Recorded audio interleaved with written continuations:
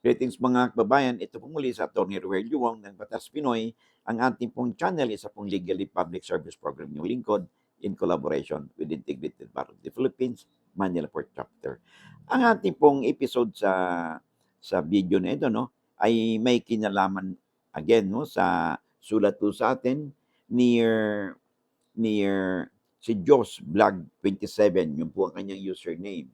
Ang kanya pong katanungan is na-transfer ko na po yung title sa lupa. Kaya lang, sa page 3 daw, sa huling page, may memorandum of encumbrance.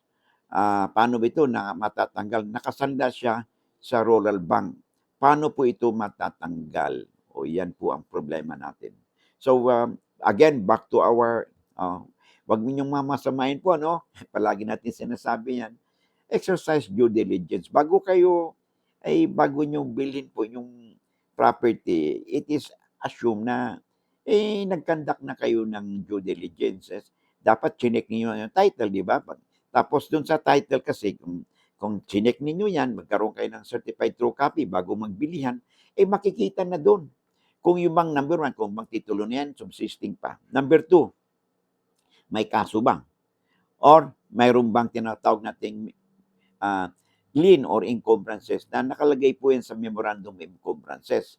Kasi po, pag ito'y ang katulad niya, ito ay nakasanla sa Rural Bank, ay talagang ibig sabihin niyan, yung original na title po niyan, owner's duplicate, ay nasa bangko po. So, ibig sabihin, bakit ninyo binili yung lupa na yan na ang wala naman pong binigay na original na title sa inyo, kundi maring photocopy lamang, no? Kasi katulad niyan, na-discover ninyo na meron palang encumbrance. So, paano ba mawawala po yan? Ganito yan, simple po yan, Kasi lahat po ng obligation kay encumbrance po yan, Lahat po ng obligations, rights and obligations, duties, tungkol sa lupa po, nakaatas sa lupa, nakaano po yan, nakatatak po yan sa titulo ng lupa by way of lien or encumbrances. Katulad yan, may utang. Paano mo matanggal po yan? Well, kung hindi pa fully paid, ay dapat bayaran po. Sino magbabayad? Kung wala kayong kasunduan yung, yung seller na inyong pinagbilhan, ay sa iyong disadvantage po ninyo kung hindi ninyo yan mapatanggal. No? Ay halimbawa, kung ang sabi ng seller sa iyo, as is yan, as is where is basis.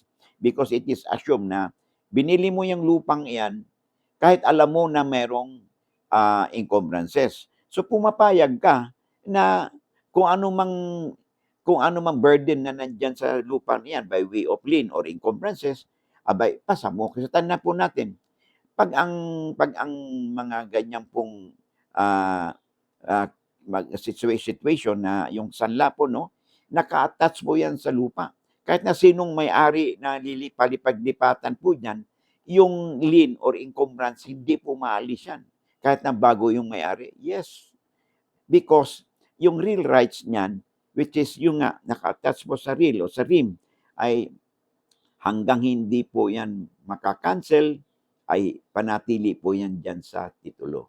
So, para makancel po yan, ang gagawin po ninyo ay dapat bayaran po. Kung hindi bayad, Now, kung bayad na naman yung lien na encumbrances, kung bayad na, well, siyempre hingin dapat ninyo doon sa nagbenta sa inyo o meron ka na bang certificate of full payment?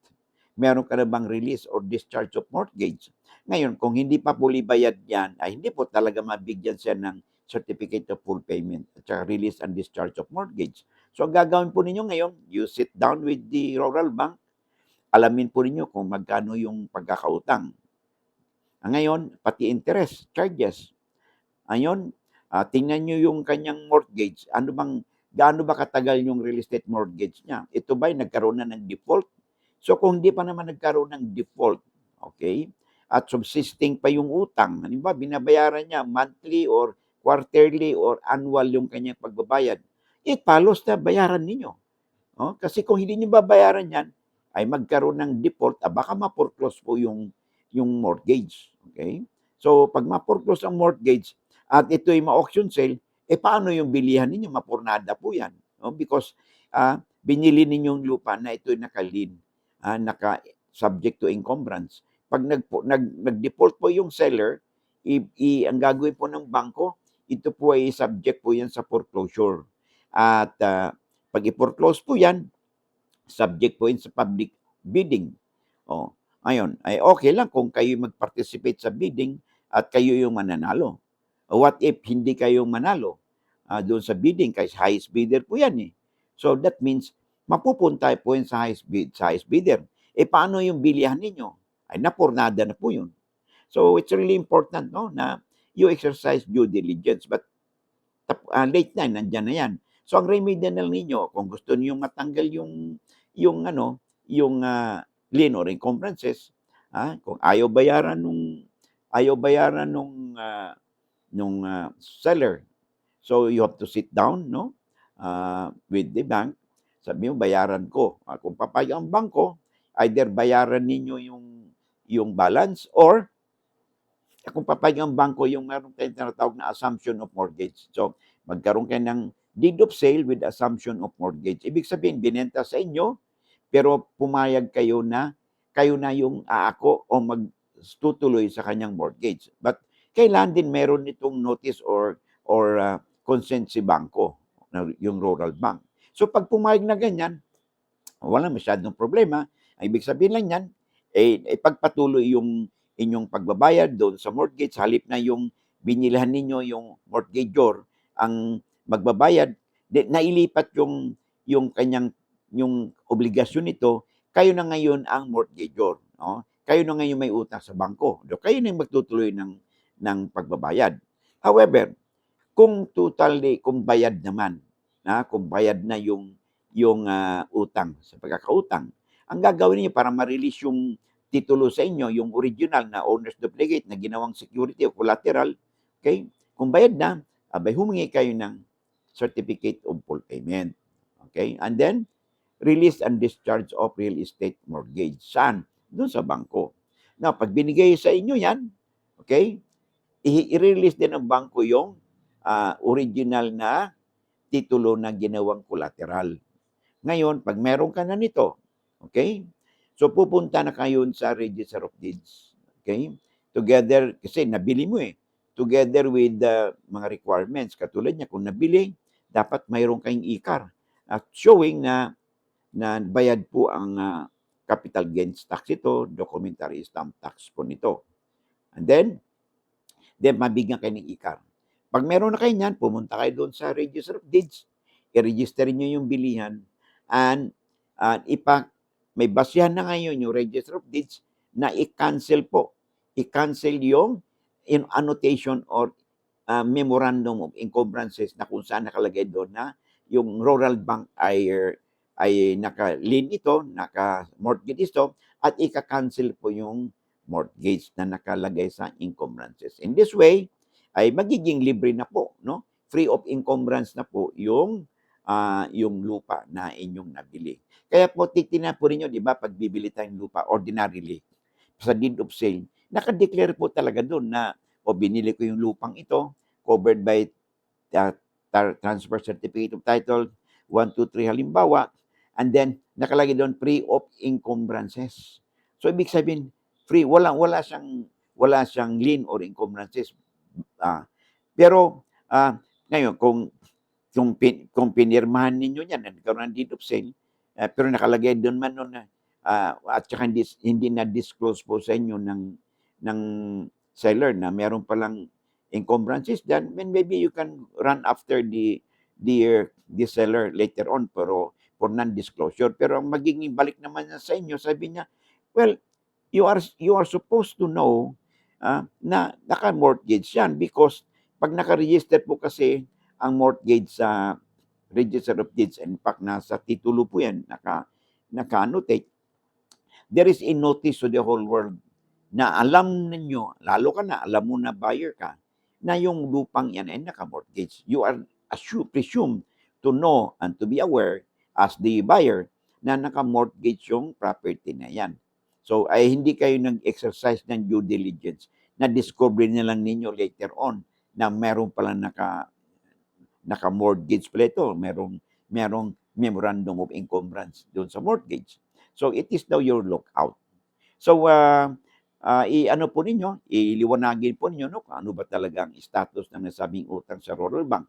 Magkaganon pa man, na-cover po natin iba't ibang senaryo, no? Kung ito ba'y bayad na, ito gagawin po ninyo. Kung hindi naman bayad, you talk with the seller, or you can come out with an AR arrangement, no? Magkaroon ng deed of sale with assumption of real estate mortgage, no? So kayo na ngayon ang hahalili. Pero hindi naman nakalagay yun sa inyong kwento, no? Nakalagay doon, bumili ka ng lupa, and then later on, you found out na ito pala sa page 3, merong memorandum of encumbrance at nakasanla ito sa rural bank. So you go over with our discussion, and that you will be properly guided. So I hope nabigyan po natin ng katugunan ang sulat po sa atin ng ating subscriber at followers po natin na si Joyce Vlog 27. So, okay. So, sa kapapasok pa lang, no? Kung kayo po ay baguhan pa lang at you have not followed or hindi pa kayo nag-subscribe, no, sa ating channel, at if you find our videos interesting and informative, hindi naman po siguro kalabisan pag ako po hihirit po sa inyo na isang subscribe, isang share, and like po, isang follow. So that manonotice po tayo ng algorithm ng ating YouTube at saka sa Facebook po natin. At marami pa po tayong ma-reach out ng mga kababayan po natin upang sila din ay may mapupulot, may matutunan sa ating mga pinag-usapan. They could be your friends, your relatives, your acquaintances, no, mga OFWs po natin, no? At because we cannot ignore na kahit na nasa malayo po kayo, doon na kayo naninirahan, o nagtatrabaho kayo, meron pa rin kayong roots dito sa Pilipinas, at one way or the other, yung batas po natin ay mayroon pong kinalaman, no? Magkaroon po ng reach, no, sa inyo. At kung mangyari ba po yan, ay kahit paano, no, ay may alam po kayo. Sabi nga natin ay lamang na ang may alam sa batas. Bye for now, and I hope to see you again in the next episode video po natin. God bless.